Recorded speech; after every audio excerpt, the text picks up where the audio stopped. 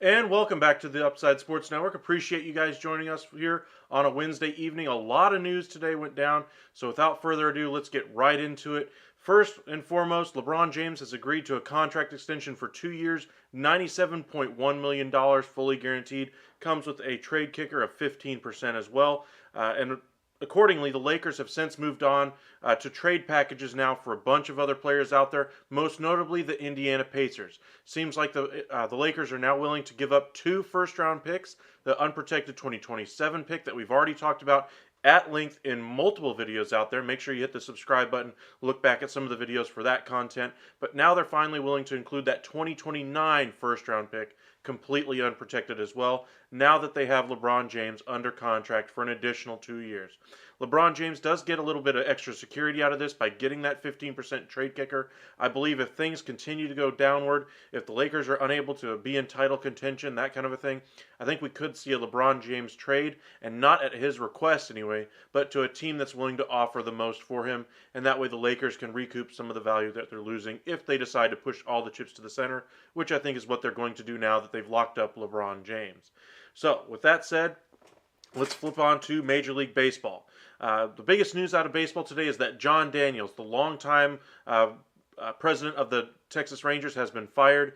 Served for many years as the general manager. A couple of years ago was replaced by Chris Young in that capacity and was kind of elevated above that anyway. But it seems like the team has now gotten familiar with Chris Young, likes the way the team is headed as far as his ability to handle the roster, handle the day-to-day, that kind of thing.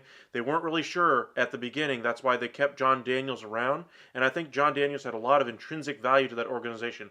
Tireless hard worker when he first came to the organization. I know a lot of you guys out there gave him a ton of grief anyway for how he handled the Nolan Ryan situation. I understand a lot of you thought he should have paid deference to him, but I'm sorry. This is Major League Baseball. It's not necessarily about whether or not, you were great 5 years ago in Major League Baseball, 10 years ago, 15 years ago.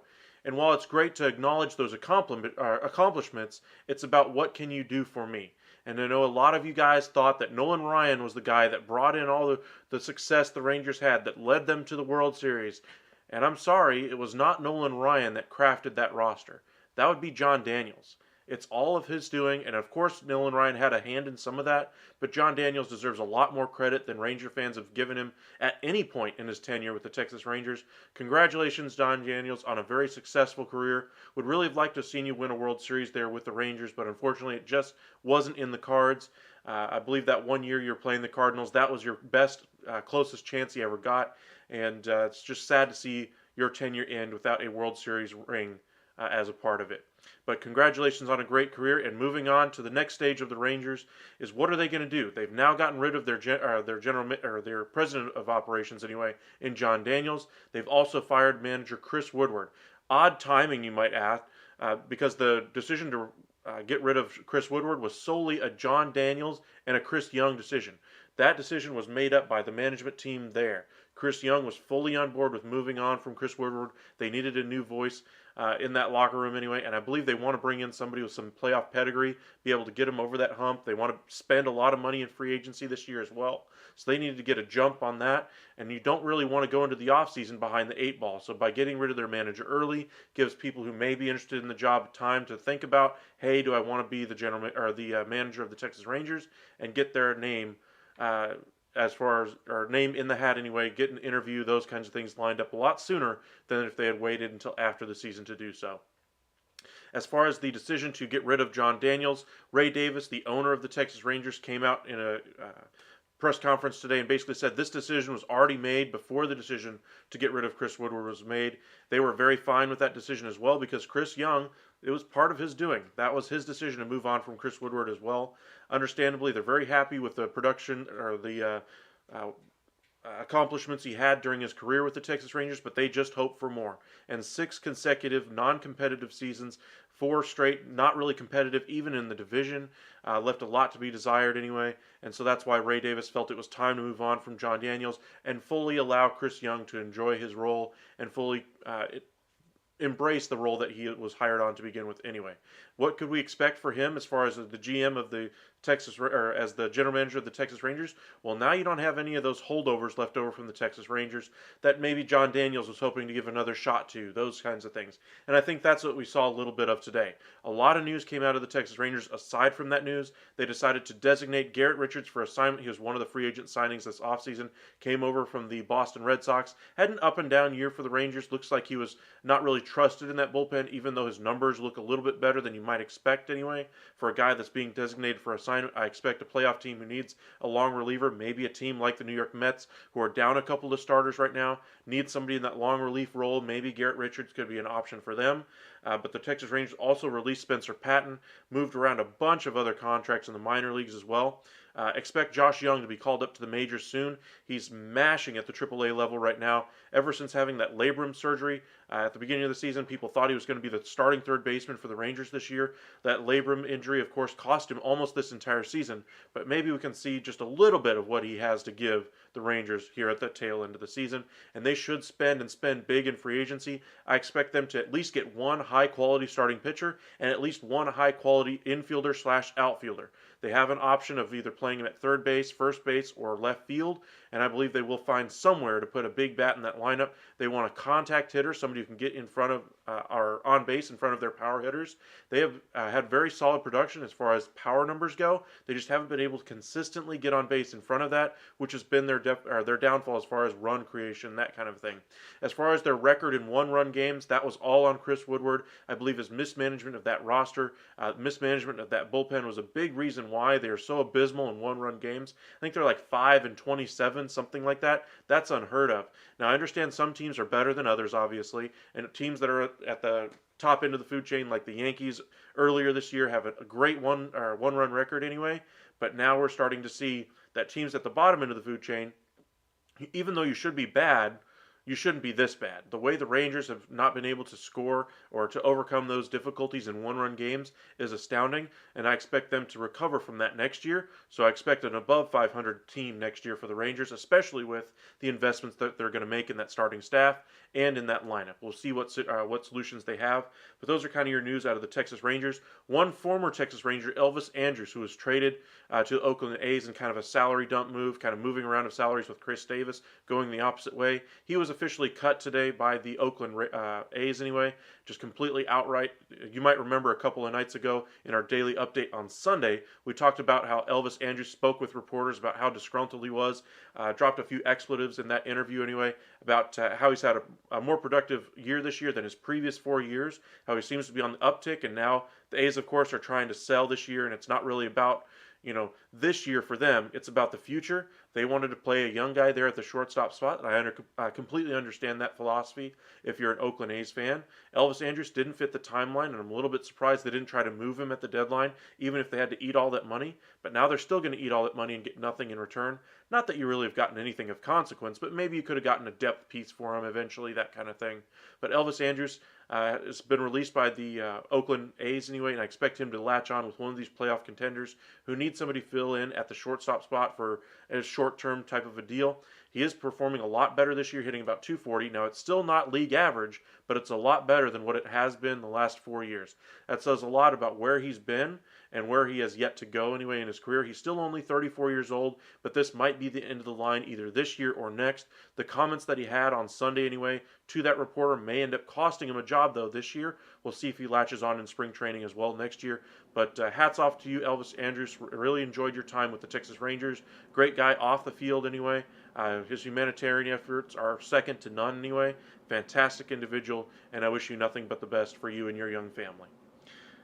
Moving on to Dillon Betances. For those of you who are New York Yankees fans, you might remember him. Mets fans as well. Dodgers fans, you might have seen him at AAA anyway. And I mentioned in a Daily Sports Update earlier last week anyway how his numbers were absolutely abysmal. I was a little bit surprised that Dillon Betances was in their system, because if he was, I thought maybe he would have been up at the major league level because they need bullpen. Well, we found out why. He has over an 11 earned run average anyway there. I think it's actually ballooned more since then, but he has officially announced his retirement as of today. Seems like he's seen the writing on the wall that he wasn't going to get a shot in the major leagues anywhere. The Dodgers, who need help in that bullpen right now with the injuries that they have in that starting staff, have decided to go in other directions anyway than going with Dillon Betances, and you can't really blame him. An 11 earned run average, even for a veteran, as much as you'd like to say Dillon Betances has been a great performer, and all he needs is a chance in the majors to be able to get it done again, you can't really risk it, not at this level of competition, and that's why Dillon Betances was never going to see the mound in the majors again. Congratulations, though, to you on a great career. Hopefully you have a good next stage of your life. Moving on to the Oakland A's. We touched a little bit on the Elvis Andrus news, but actually on the field today, Shea Langeliers, their top prospect, the player that came over from the Atlanta Braves in the Matt Olson deal. He also won the Futures Game MVP. We touched on his first hit being a double yesterday. Well, today he has his first home run. And I'm just going to repeat this again for you guys. For those of you who didn't acquire a catcher this year, we expected catchers to move at the deadline this year and got very little movement there. Only Christian Vazquez was really moved to the Houston Astros of any move of consequence anyway. Kurt Casale went to the Mariners, but that's not a move of consequence. Sandy Leon goes to the Twins. That wasn't a move of consequence. Players who didn't move: Wilson Contreras, Sean Murphy. Those are big pieces that are going to have a big say in what happens this winter. Contreras, of course, the free agent. Murphy has several years of control remaining, and he is hitting a lot better than you might think with that control and his ability to handle a pitching staff, whereas Contreras can't anymore. He's a negative on the defensive end anyway. Sean Murphy should be a sought-after piece at the trade market anyway this offseason, so keep your eyes peeled for that. Teams that could use a catcher, the Mariners, the Mets, the Rays, all I expect to be in on Sean Murphy. Trade package might surprise you. I expect a couple of top prospects going the other way to the A's as they continue to try to rebuild that roster. Last bit of news out of Major League Baseball anyway is on the injury front. The New York Yankees have lost their closer Clay Holmes. He's going on the 15-day IL with back issues. They're hoping he only misses the minimum, but for a team that's lost a ton of games now recently and still trying to get their legs underneath them, this couldn't come at a worse time for them. They still have the division lead intact, and I don't expect them to be caught by the Blue Jays by the end of the year. But if they continue this slide and the Blue Jays eventually get out of their own, we could be talking about a brand new situation when the calendar rolls to September, and you don't really want to be hunting for a playoff positioning that late in the season after the start the Yankees got off to. You saw them invest this year with Frankie Montas. You saw them make the trade for Josh Donaldson. While I think they could have done better with both moves, it's still a lot to invest this year, and they're not going to be able to get as far as I think they want to this year. I think they're ultimately going to be bounced before the World Series, maybe even before the ALCS. Very disappointing for a New York Yankees team that was so far out in front earlier this year. But that Clay Holmes injury is significant. Aroldis Chapman hasn't been the same pitcher this year, so you can't exactly slide him in there and say, hey, Aroldis, go throw 102 and strike everybody out like you used to. It's not him anymore. He still has the fastball, but he's a lot more erratic with it. He starts to wear down a little bit easier. His control is all over the place. He walks a ton of batters. That's why he's no longer the closer for the Yanks. We'll see who the Yanks turn to since Clay Holmes is out. Remember, Michael King also was injured for the Yankees. He was their top 8th inning option. Now they're without their 8th and 9th inning guys now at the back end of that bullpen. They're having issues, of course, with the lineup now with LeMahieu going on the IL. The Yankees are in trouble. Pedro Martinez sounded the warning the other day as far as the injury to LeMahieu, the ability to plug and play him all over the diamond.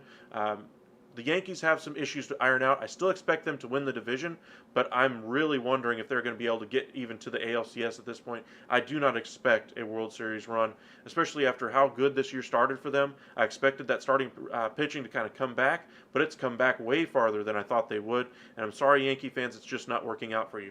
The only other news and note as far as injuries, of course, is that Joey Votto is now going to be out for the remainder of the year. Only reason I bring this up is because of how good Joey Votto has been all throughout his career. The Reds, of course, are more than willing to sit him down right now because they want to get a higher draft pick when this draft rolls around next year, so this will help in that regards. Joey Votto has always been a very consistent hitter. He's going to have rotator cuff surgery. Before the Tommy John, it was the rotator cuff you always saw pitchers getting replaced anyway, or at least repaired. But Joey Votto is now going to have that surgery, and good luck to you, Joey Votto. He's still got several years left on that deal. He should be a Red for many years to come, but he needs to get this taken care of, and hopefully he'll be part of the next great Reds team, and probably retire just as that team starts to get going. Moving on to the NFL. A little bit of news there. The Chicago Bears have shifted Tevin Jenkins to guard anyway, so the Bears continue to tinker with that offensive line. Tells me they haven't really found a solution yet as far as what they want to do there, but maybe they got a lot of good options. Maybe that's the reason for the change. But for me, any type of change as far as any type of lack of continuity worries me from an offensive line perspective, especially when it's not injury related. And I wonder what the Bears have in mind for their team going forward. They no longer have Allen Robinson there. N'Keal Harry, who they acquired from the Patriots anyway, is going to be out for 8 weeks. So the Bears have a lot of questions this year, and I'm hoping they didn't leave Justin Fields without any real options on the outside to throw to. He needs to show some improvement this year. Showed some promise last year, but they need to see some significant growth this year as far as I'm concerned. Otherwise, they'll be right back in the quarterback market, maybe even as soon as after this season. Now, on to the biggest news out of the NFL is the Lamar Jackson sweepstakes. It seems like Lamar Jackson was close to an extension right before Josh Allen signed his for $43 million in average annual value with the Buffalo Bills. Seems like that was about to be the deal for Lamar Jackson. The Baltimore Ravens were more than willing to do that, seeing as how important he is to that team, does literally everything for them from the standpoint of throwing the ball, running the ball, gets that offense going. Now, they have a good backup, but he's still a backup quarterback. We're talking about Lamar Jackson, an MVP candidate year in and year out. But we're probably looking north of $43 million at this point. Sounds like he wants well north of that, maybe even north of the Patrick Mahomes money. But for the Baltimore Ravens, Lamar Jackson deserves that big contract. Now, do I think they'll be hamstrung afterward from it? Absolutely. Do I question if they're ever going to win a Super Bowl with them if they sign him to that deal? Absolutely. Does that mean Lamar Jackson cannot win a Super Bowl? No, it just means that contract will be so prohibitive that I wonder what the Ravens' flexibility will be going ahead if they make that deal with Lamar Jackson. So kind of keep your eyes out for what happens there. The other big news out of the NFL is the Deshaun Watson sweepstakes. Anyway, is he going to serve that 6-game suspension? Is the arbiter going to give him a year? The NFL wants an indefinite suspension. Well, you might not have heard anyway, is that the NFL and the NFL Players Association are actually working towards a settlement in this case. It seems like Watson was very overjoyed, was not expecting to get a 6-game suspension. That's why he was like, hey, all right, I'm going to be in camp. Well, now it appears that the NFL's appeal might actually be successful, and he might be leaning towards a year-long suspension. That's why both sides have now agreed to come to the table. Sounds like the NFL may be willing to give up the indefinite suspension for a much longer suspension. The NFL's suspension policies, punishments, and all that kind of thing have come under scrutiny for a number of years. And of course, this year they've had their fair scrutiny as well. We talked a little bit last night about Alvin Kamara. We talked about Calvin Ridley's issues, Deshaun Watson's issues. We talked about other suspensions in other sports as well. But for the National Football League, they need to clean this up, and they need to do it now. They need the story to be behind them before the season begins, and I expect them to come to some type of resolution with Deshaun Watson. He may end up getting a year in those settlement talks just so that he doesn't get the indefinite suspension that the NFL is seeking. The arbiter in that case, anyway, who's hearing the appeal, Peter Harvey, sounds like he's leaning the NFL's way and was going to release his decision either today or tomorrow. But I'm guessing because these settlement talks are ongoing, he's at least held off on that ruling for now. We'll see what the decision comes out tomorrow. I expect a lot of Deshaun Watson news tomorrow, so kind of keep your eyes peeled for that. I expect Jimmy Garoppolo's name to appear immediately once that suspension is officially settled. I expect he'll probably be on the Cleveland Browns. There's not really anybody else in his market right now. They're the only team that's really checked in on him in the past couple of weeks, and the price shouldn't be too high as far as acquisition costs. We're talking maybe a 5th, 6th, 7th round pick. The cost, of course, is the money. That's the reason why a lot of teams aren't interested in him. They already traded away Baker Mayfield, so they have a little bit of money to work with now, and hopefully they can work something out with the Jimmy Garoppolo and compete for a playoff spot this year. They have a lot of pieces now that they've added to that roster. Amari Cooper, this team is ready to go. They need a quarterback to run it at least this year until Deshaun Watson comes back from his suspension. The last bit of news out of the NFL is that Derwin James has signed the richest contract in NFL history for a safety. A 4-year, $76.5 million deal with a 9.1 average annual value. That's the highest by far. Got $42 million in guaranteed from the Chargers. He's a dynamic player when he is on the field. The worry, of course, is when he's on the field. He's had a lot of injury issues over the years, soft tissue, contact issues, those kinds of things. Gotta hope he can stay healthy for that length of time, but when he's on the field, he is a difference maker. That defense for the Chargers looks so much better when he's on the field. We'll see if they actually get the production out of him now. Hope he stays healthy. I really do. I never want to see any player get hurt or have their career go away because of those issues. And the Chargers really need to have somebody on that back end lead them.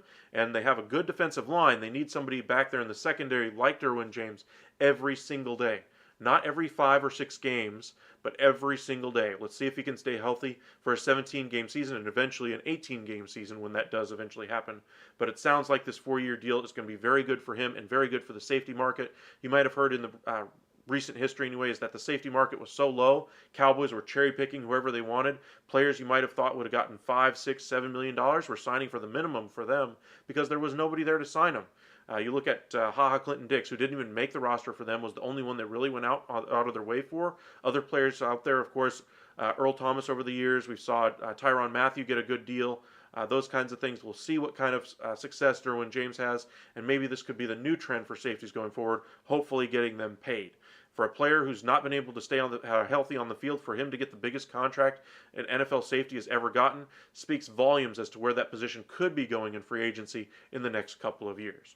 Moving on to the NHL, the NHL didn't really have any news. There's Rasmus Sandin, anyway, is looking at a contract extension with the Toronto Maple Leafs. They haven't been able to agree to a contract anyway, and that he may end up having to be traded as the 5th, 6th defenseman anyway for him to go somewhere else and get some playing time. But he's still fully under contract with the Maple Leafs. He's not eligible for arbitration, so I don't think they're going to be able to work something out there. I think a trade is in order for that, but we'll see what ends up happening there. But just to kind of recap your headlines, LeBron James signs his 2-year extension. The Lakers are immediately pivoting towards the trade market, looking at the Indiana Pacers, both for Buddy Hield and Miles Turner. Both of the draft picks are included in that deal, sending Russell Westbrook somewhere to take off the money anyway of their side. Maybe a team that needs to get an expiring deal could look at Russell Westbrook's expiring deal and say, hey, we'll take it. We'll give you our long-term deals in return to kind of equal out the value. But for the Pacers anyway, to get the 2027 pick and the 2029 pick is a very good thing for them.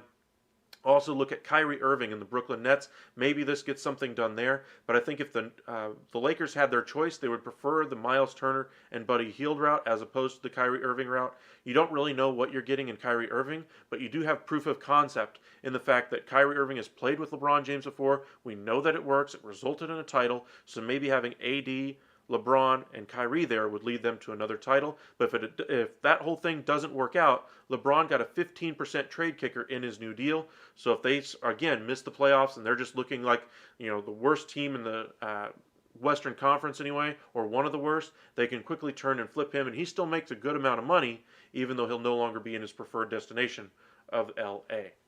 Moving on to Major League Baseball, Jon Daniels was out as the president of baseball ops anyway for the Texas Rangers. Been there for 17 years, very productive person. You might remember he brought over, or had one of the biggest trades in Major League history, spurred them all the way to a World Series berth anyway. That traded away Mark Teixeira, that brought back Elvis Andrus, Matt Harrison, Neftali Feliz, Jared Saltalamacchia. One of the most lopsided trades in history anyway in baseball. Nowadays, of course, it doesn't look quite as lopsided because ultimately the Rangers didn't win that World Series. But they got there as a result of that trade and other moves that he made in subsequent years. Great job, Jon Daniels, for your efforts with the Texas Rangers. Really appreciated all you did for them.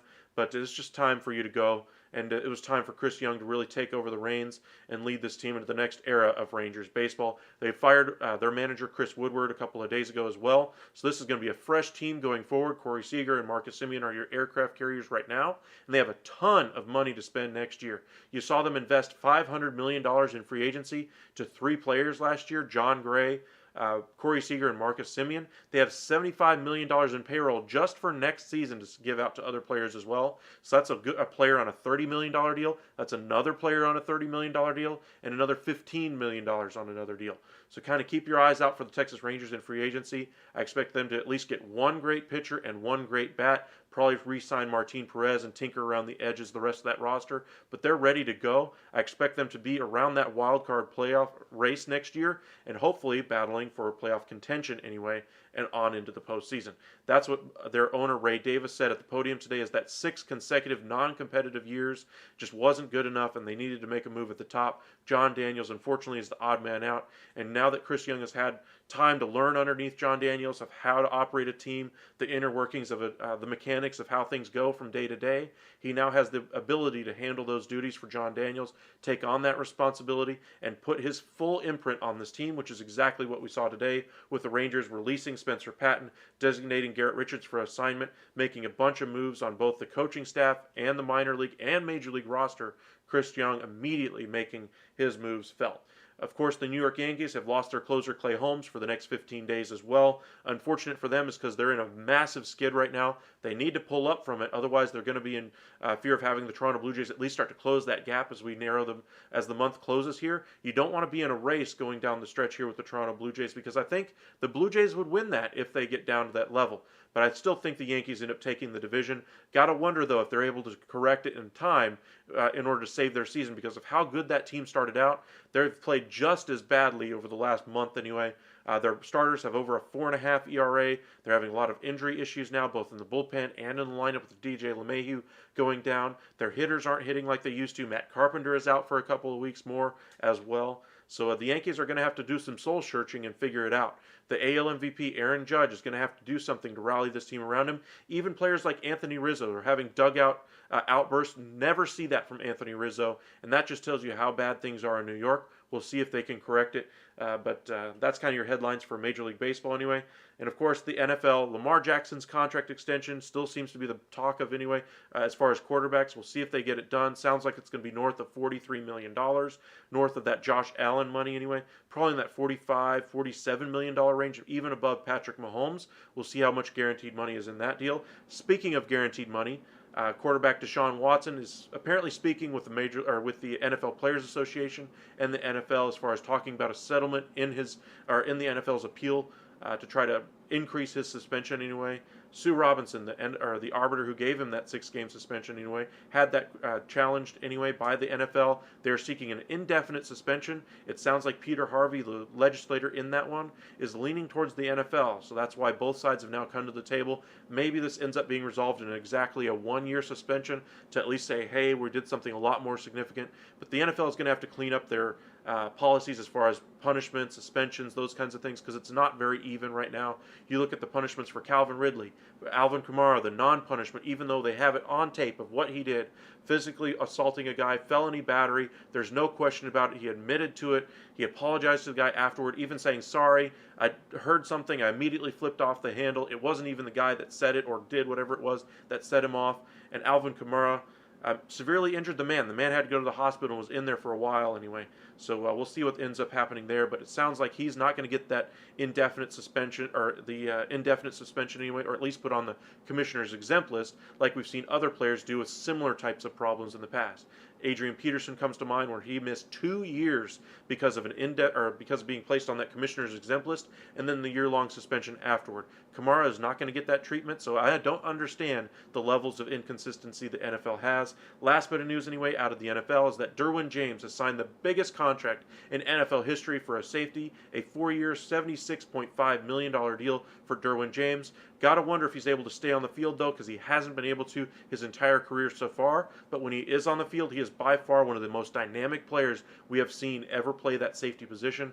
Formerly from Florida State anyway, came out of the draft anyway. A lot of teams were interested in him right at the top of the draft. Went very early in that draft as well for a safety. That's unheard of for him to be taken as high as he was. Now Derwin James get the biggest contract in NFL history. I just hope he stays healthy for it and that the Chargers don't regret giving him that level of money. He got $42 million guaranteed, with $29 million guaranteed to him in that first year. So maybe if he does have those injury issues, they at least have a backdoor escape hatch like most of these teams do on years 3 and 4 of that deal.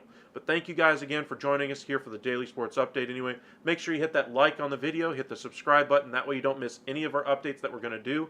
We've made a lot of short videos that we'll be releasing for you guys tomorrow, so keep your eyes peeled for those. Follow us on Twitter at UpsideSN. We'll post it on there when we do post a video as well. Turn on your notifications for YouTube as well. That way you are notified whenever one of our videos is posted. They only allow you to get 3 notifications though through YouTube, so keep that in mind. Whenever you turn on your notifications, you're only going to get 3 of those notifications from us. Tomorrow we're going to have a lot of those short videos coming out, a lot of baseball, a lot of football, so keep your eyes peeled for those. Thank you so much for all the support, and we'll see you guys tomorrow evening.